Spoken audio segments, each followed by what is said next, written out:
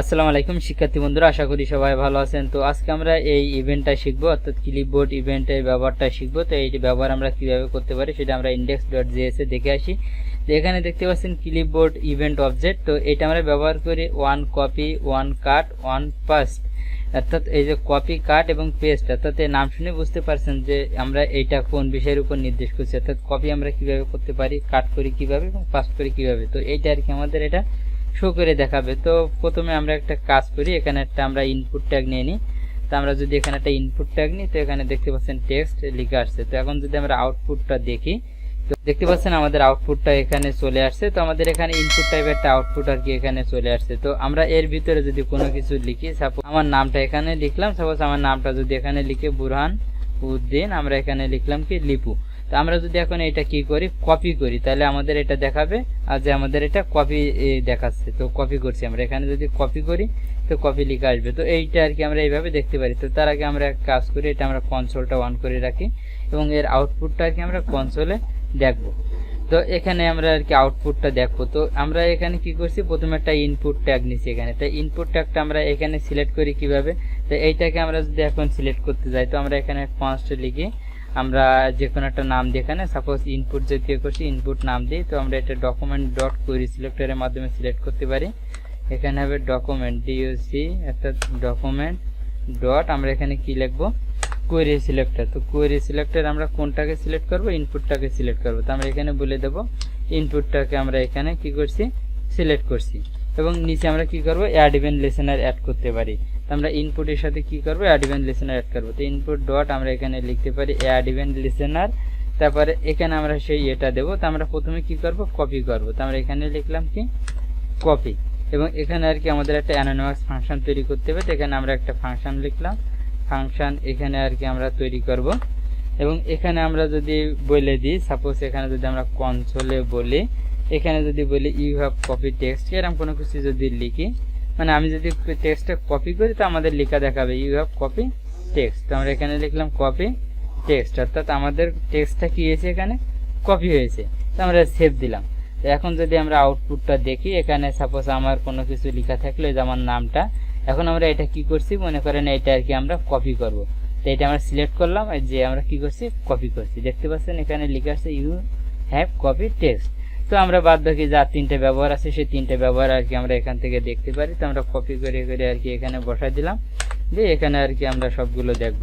তো আমরা এখানে কপির ব্যবহারটা দেখছি, এখন আমরা কৃষি ব্যবহার দেখবো। এখানে দেখতে পাচ্ছেন কাট লেখা আছে, তো আমরা কাটটাকে কপি করে নিই। তো আমরা এইখানে কাটের ব্যবহার দেখবো, অর্থাৎ এখানে আমাদের কি দেখাবে, যদি আমরা কোনো কিছু কাট করি তো আমাদের এখানে বলবে কি ইউ হ্যাভ কাট টেক্সট। তো আমরা এখানে কপি দিয়ে কি লিখবো, কাট। এবং এখানে আমরা যদি পেস্ট লিখি, এই যে আমরা এইটা কপি করে নিলাম, এখানে আমরা যদি পেস্ট লিখে দিই, অর্থাৎ আমরা এখানে লিখলাম হচ্ছে পেস্ট, এবং এখানে আমরা কি লিখলাম, পেস্ট, অর্থাৎ এখানে আমরা বলে দেবো কি পেস্ট। এখন আমরা সেভ দিলাম।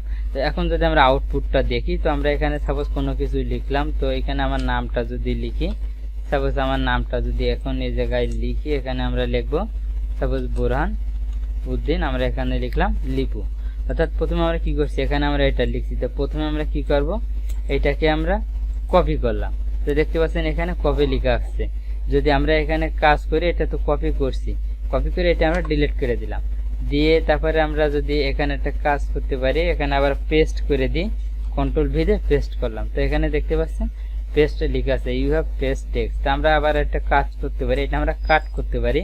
এই যে আমরা যদি কাট করি, তো দেখতে পাচ্ছেন ইউ হ্যাভ কাট টেক্সট। তো আশা করি আপনারা এই যে এটা বুঝতে পারছেন। তো এইভাবে আর কি আমরা এই ব্যবহারটা দেখতে পারি। তো এই যেটা করছি, এইটা যদি আমাদের এইখানে দেখাতে চাই, সেটাও আর কি আমরা সহজে দেখাতে পারি। এটা প্রসেস খুবই সহজ।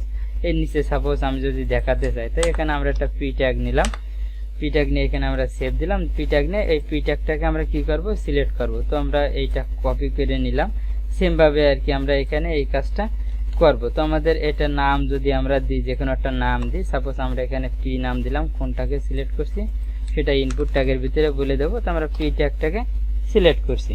তো এইটা আমরা একটা কাজ করতে পারি, যেহেতু আমরা এটা কি করব, আমাদের এটাকে চেঞ্জ করতে হবে। তো এখন এইটা আমরা এখান থেকে সরা দিলাম, তাহলে এইখানে আমরা কি করব, পিটাকে আমরা ইনার HTML করতে পারি বা ইনার টেক্সট করতে পারি। তো আমরা এখানে সাপোজ ইনার টেক্সট করলাম, ইনার টেক্সট করার পরে আমাদের এখানে চেঞ্জ হবে, অর্থাৎ আমরা যেটা আমরা ওইখানে দেখা যাবে কপি করলে সেটা আর কি আমরা ওইখানে দেখবো। তো আমরা এইটা এখান থেকে কপি করলাম, সেম লেখাটা মনে করেন আমাদের এখানে দেখাবে। তো সেম কাজ, এতটুকুই। এখন আমরা সেভ দিলাম, তাহলে সেভ দিলে আমাদের কি দেখাবে, এখন এই যে পি ট্যাগ আছে, পি ট্যাগের ভিতরে আমাদের ইউ হ্যাভ কপি টেক্সট এটা দেখাবে।